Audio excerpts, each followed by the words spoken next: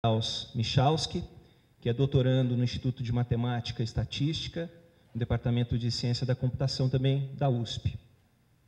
Esse projeto é um projeto que nasce com essa natureza universitária, e isso explica um tanto determinadas características do que nós estamos desenvolvendo.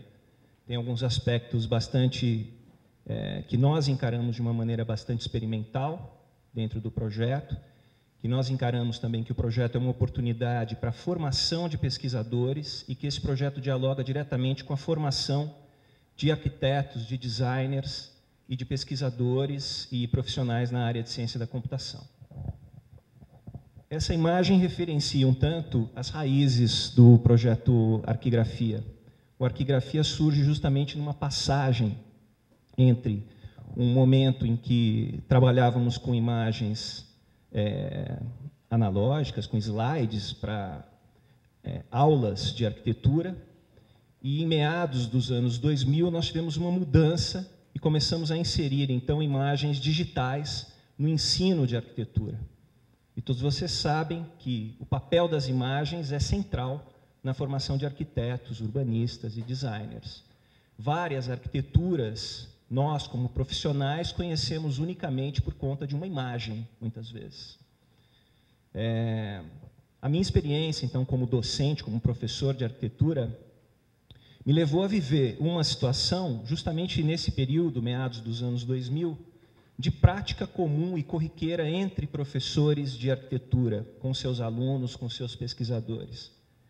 Frente à falta de material disponível na web, nós trocávamos entre nós, por e-mail ou num CD, imagens de arquitetura. Então, um colega que tinha imagens do Recife, por exemplo, fornecia essas imagens por e-mail para que a gente pudesse trabalhar justamente a questão urbana do Recife, ou explorar uma outra condição comparativa entre a arquitetura vernacular do Rio Grande do Sul e a arquitetura do norte do Brasil, e essas trocas, essa interação colaborativa passou a ser muito corriqueira, muito comum. Essas são as raízes do Arquigrafia. Seria possível levar essa prática de interação entre pessoas para um ambiente na web, reproduzir em um determinado ambiente na web essa troca de informações que fundamenta a construção de conhecimento sobre a arquitetura brasileira? E para nós um parâmetro fundamental em toda essa discussão é uma referência que vem de um livro básico dentro do campo do estudo da arquitetura e das representações da arquitetura. Falando de imagens, nós estamos falando necessariamente de representações, que é um livro do Bruno Zev, onde há essa menção de que nada substitui a experiência direta no lugar de uma determinada arquitetura. Um curso de arquitetura ideal levaria, então, todos os seus alunos a vivenciarem as várias arquiteturas mundo afora. Isso seria maravilhoso e, de fato, seria encantador se a gente pudesse fazer esse percurso real, vivenciar as várias arquiteturas diretamente no espaço.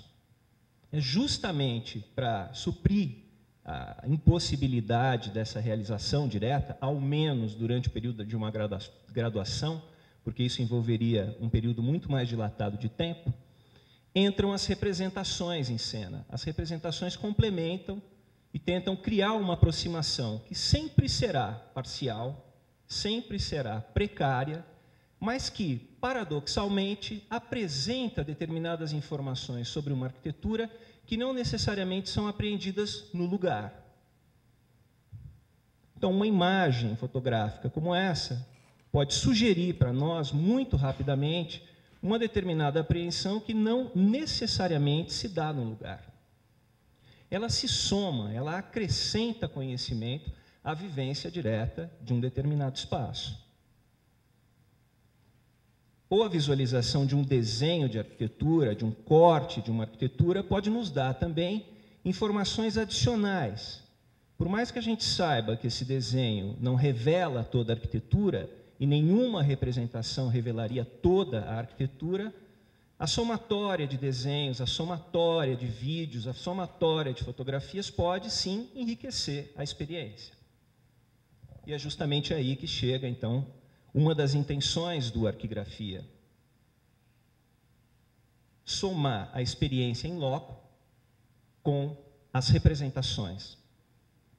Deixar disponível para um usuário um acervo de imagens, e essas imagens podem ser imagens fotográficas, e num primeiro momento, esse é o foco do Arquigrafia, imagens fotográficas, mas somar essas imagens fotográficas, vídeos, desenhos, que podem ser experimentados diretamente no lugar.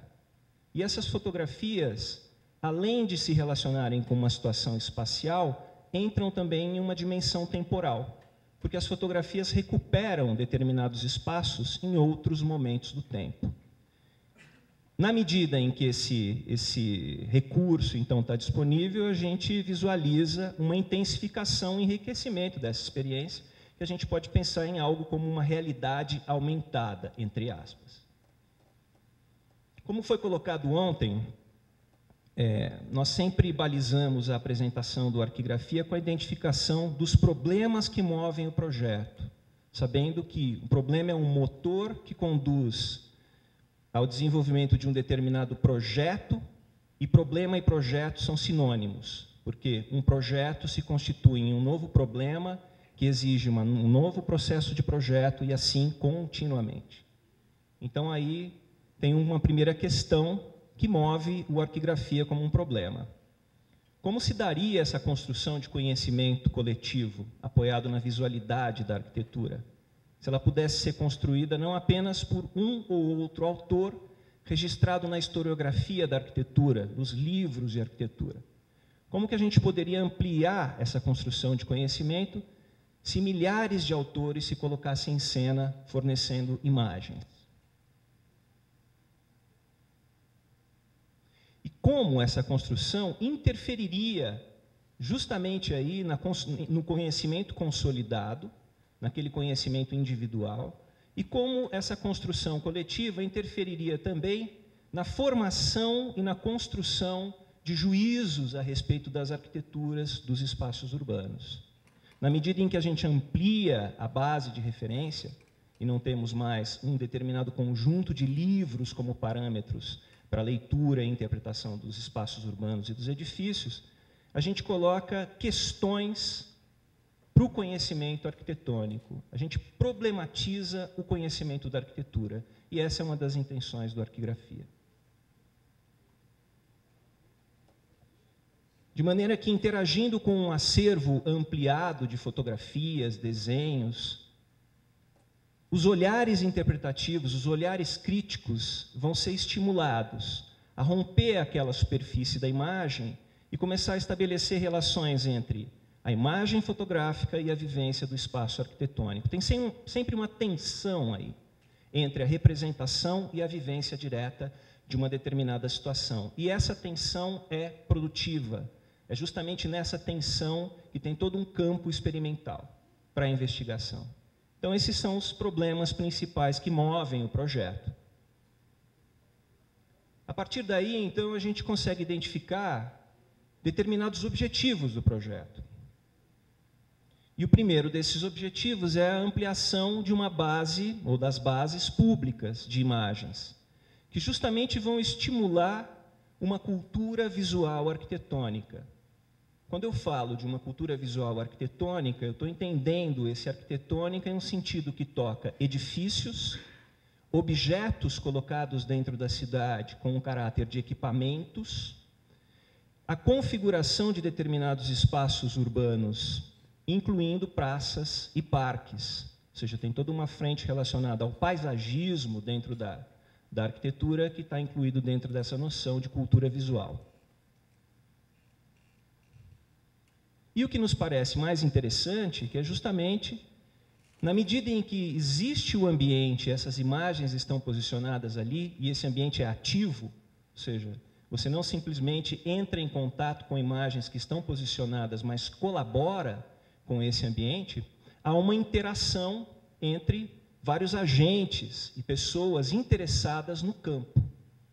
Pessoas que fazem parte de uma comunidade específica, de estudantes de arquitetura, estudantes de artes plásticas, de design, de urbanismo, professores, profissionais, pesquisadores dessa área, mas também leigos interessados no assunto.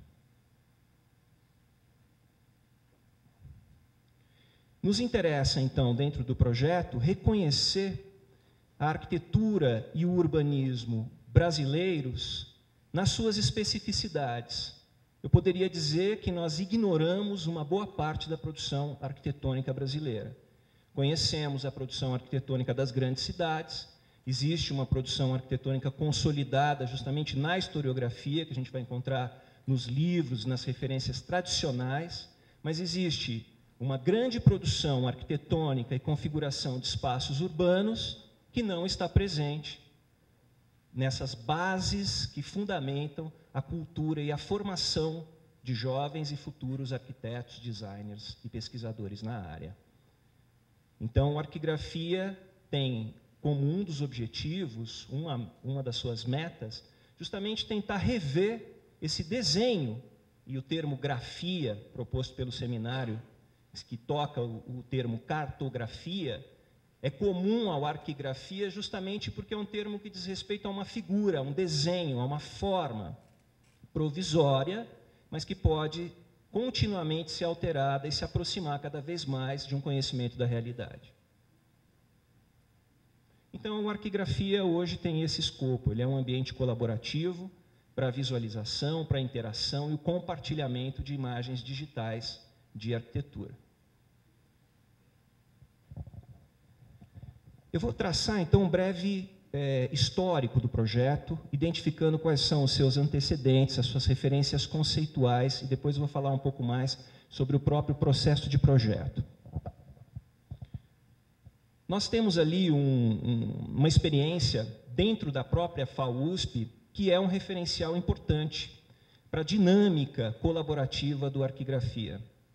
O acervo de slides da biblioteca da FAUSP, que tem hoje 82 mil slides, sendo que desse número, 37 mil são de arquitetura brasileira, foi um acervo composto de maneira colaborativa.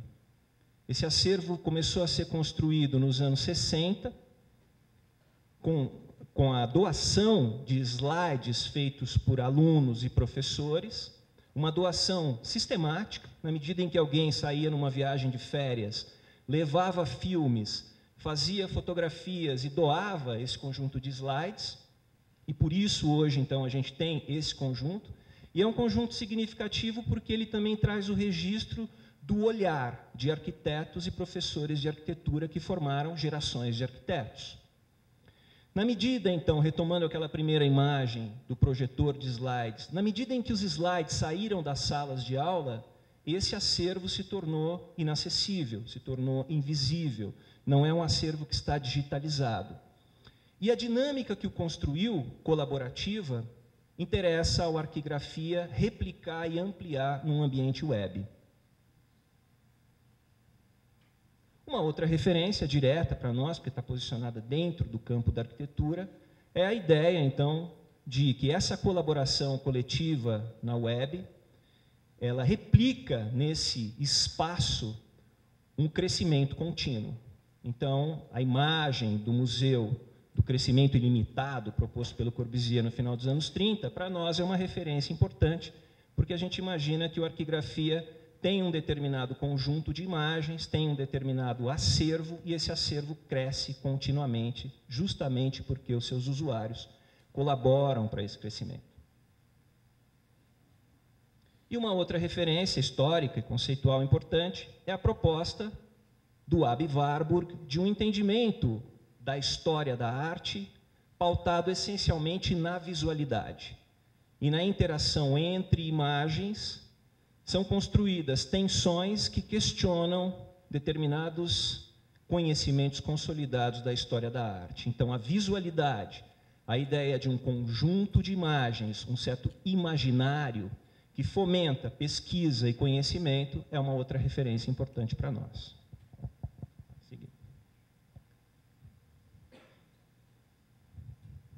Então, se o Arquigrafia começa a se formar como um desejo, na medida em que os slides saem de cena e as imagens digitais entram nas salas de aula, o histórico do projeto propriamente dentro da universidade começa em 2008, com um conjunto de alunos dentro da Faculdade de Arquitetura, tentando construir painéis que se aproximam muito da proposta do Warburg, são painéis digitais, que nós denominávamos poligrafias, várias imagens que podem dialogar em torno de um mesmo tema.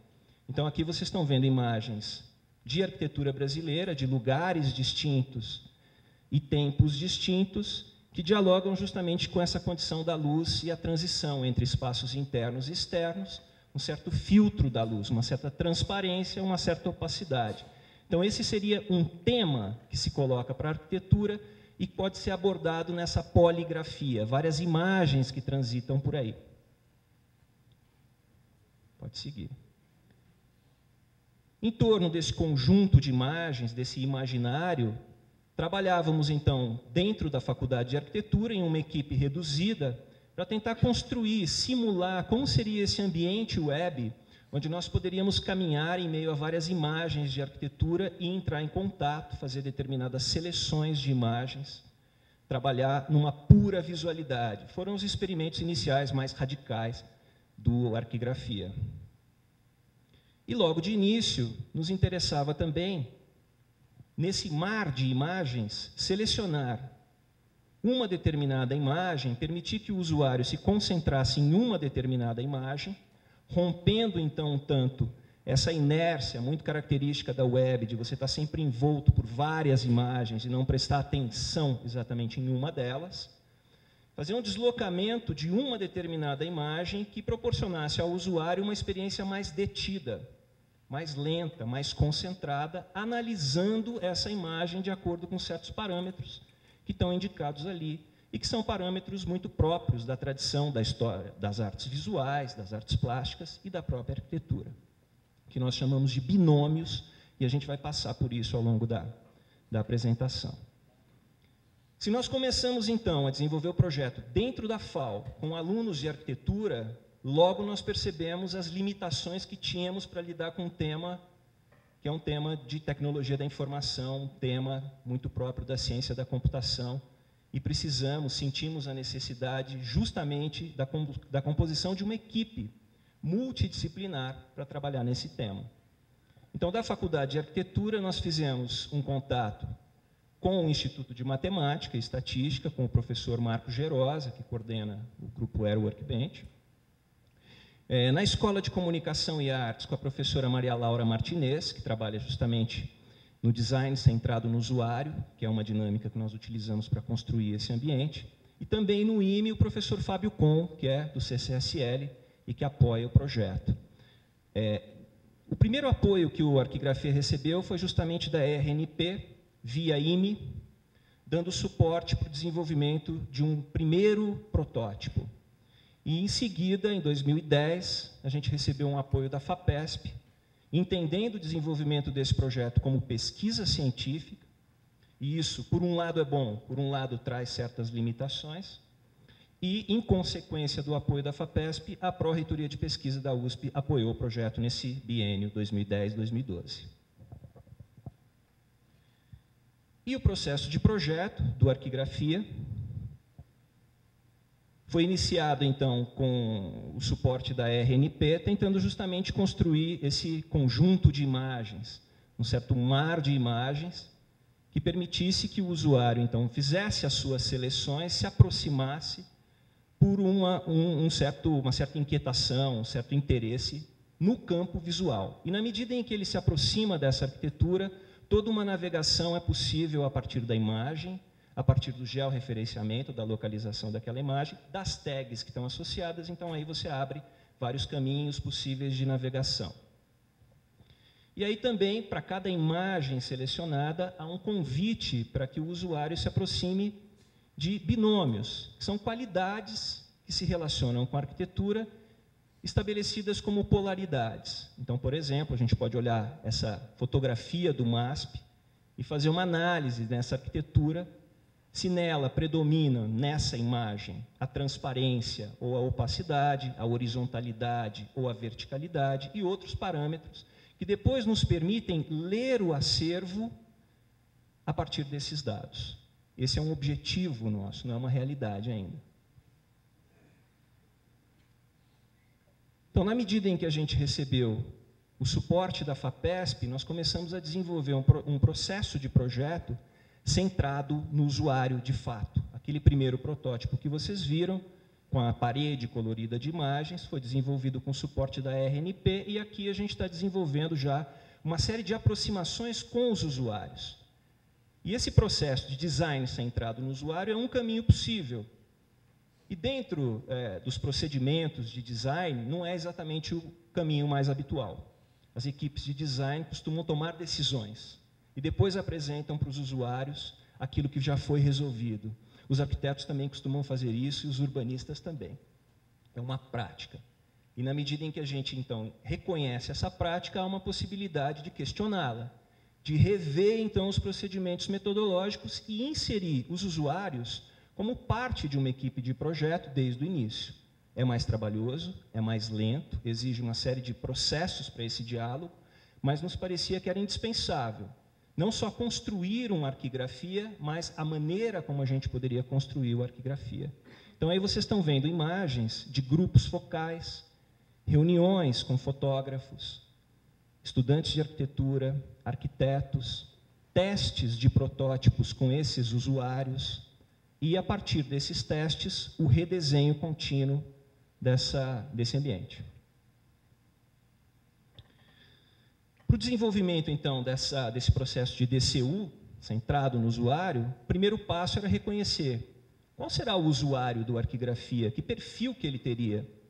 E as primeiras sondagens nos permitiram identificar esse perfil, que vocês podem perceber aí, uma predominância de estudantes de arquitetura e de arquitetos, um público bastante jovem, aí, entre 20 e 30 anos, constitui basicamente metade do público que se interessaria e colaboraria com esse sistema. E hoje a gente poderia estimar um universo em torno de entre 70 e 100 mil pessoas, mais ou menos com esse perfil específico. Pode seguir. Só para vocês terem uma ideia, então, do desenvolvimento, foram construídas, então, esquemas gráficos à mão, num primeiro momento, com grupos de usuários, e depois foram traduzidos, organizados como esquemas de wireframes, e a partir desses wireframes, o desenho desse ambiente web foi sendo gradualmente aprimorado, e sempre, a cada passo, a cada decisão de determinados aspectos pré-definidos numa reunião com os usuários, a gente avançava e sondava, então, com um novo grupo de usuários, tanto em testes remotos quanto em testes presenciais, as direções a seguir. Bom, as características principais do projeto, o Strauss pode entrar em detalhes com relação a isso, essencialmente são essas que o sistema se apoia em uma bancada de componentes, desenvolvida justamente pelo grupo Air Workbench. O apoio de software livre vem do CCSL, que é um centro dentro da própria Universidade de São Paulo. A gente está desenvolvendo um aplicativo Android e todo o gerenciamento de direitos autorais dessas imagens é feito a partir de licenças Creative Commons. Eu vou, então, passar a palavra para o Strauss para ele poder detalhar um pouco mais isso.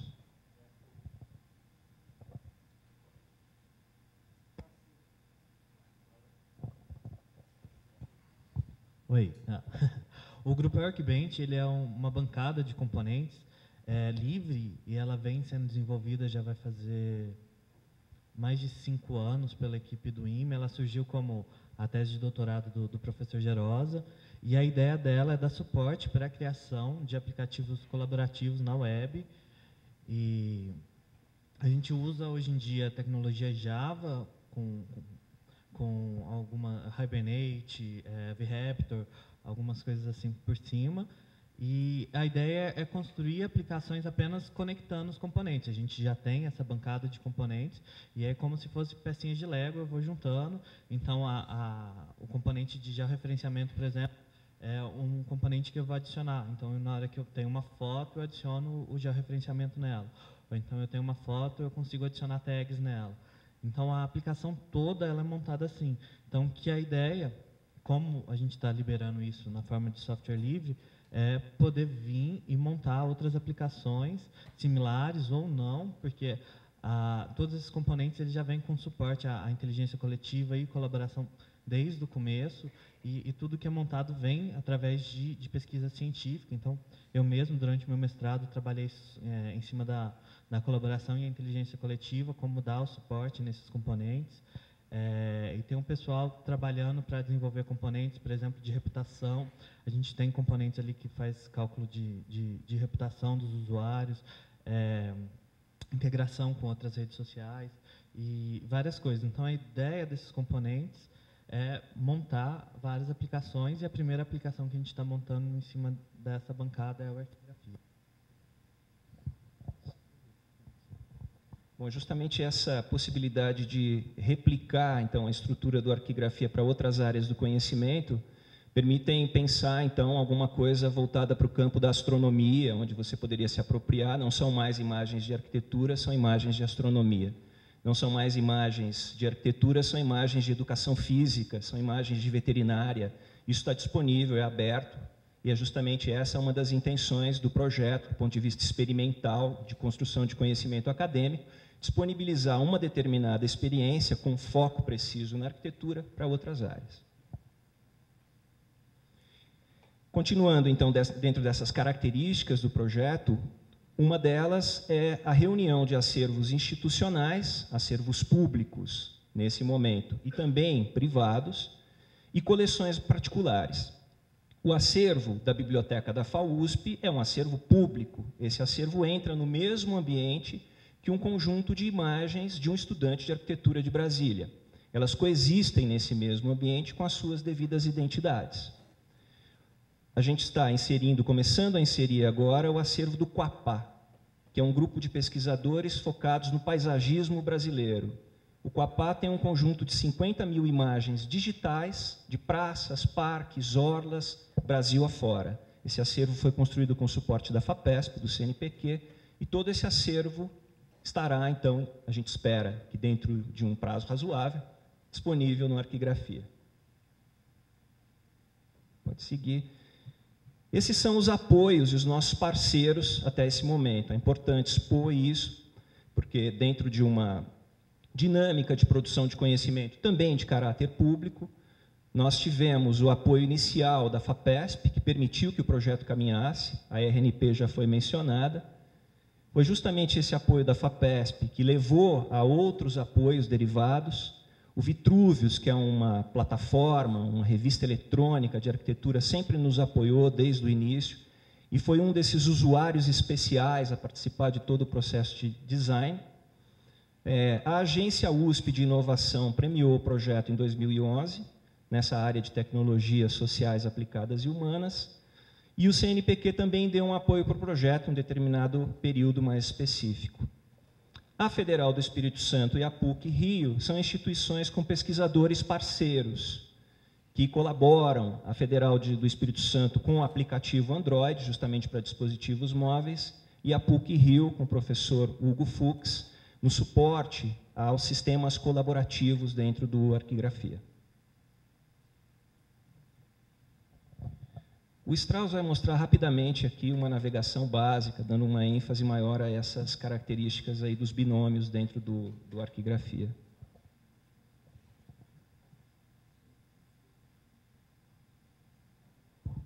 Então, aqui é a página inicial. A gente já veio com essa ideia da dispersão das imagens no espaço 3D, e aí, como a gente não quis depender de flash, nem nada muito pesado, a gente conseguiu fazer uma coisa um pouco mais leve, mas que já dá essa noção de espaço, que nem vem sendo planejada. Esse é um mural, esse mural ele é randômico. Toda vez que eu